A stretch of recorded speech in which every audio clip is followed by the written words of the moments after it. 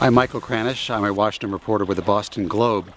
20 years ago, I came to this lake, Haystack Pond, with a Vermont biologist to measure the acidity of this lake. It was part of a series of stories that we did about the Clean Air Act that was then being debated before Congress.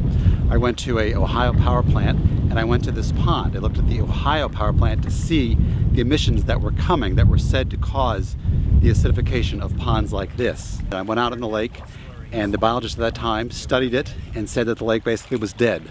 There was no fish, there were no real grasses, and it was just completely acidic and dead.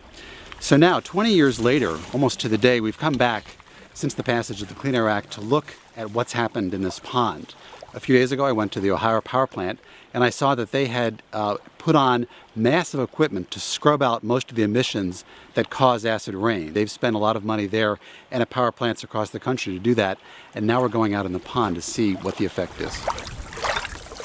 The changes are quite dramatic. They'd be subtle to a lot of folks. We still don't have the fish, we still don't have the benthic invertebrates or the insects, but over time we expect biology to respond along with the chemical changes that we're already observing. The sulfate levels after the passage of the Clean Air Act dropped by over 40% in this lake. The nitrogen levels have not changed as dramatically, but further reductions are expected to make some reductions in that as well. As the smoke is released, it's releasing a great deal of sulfur dioxide out of the smokestacks, and it takes a matter of days to get here into New England from where the primary source is.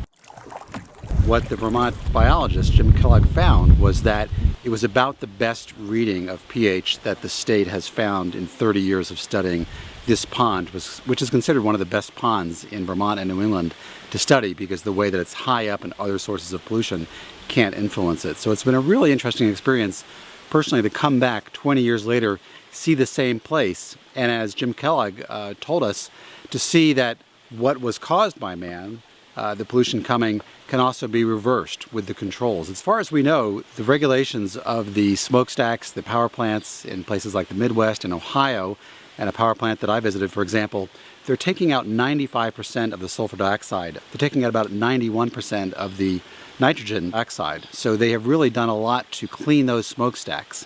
And so those companies that have done that, they hope it's worthwhile as well. They believe all that scrubbing of the pollution will make a difference, and we saw that difference at this pond today in Vermont.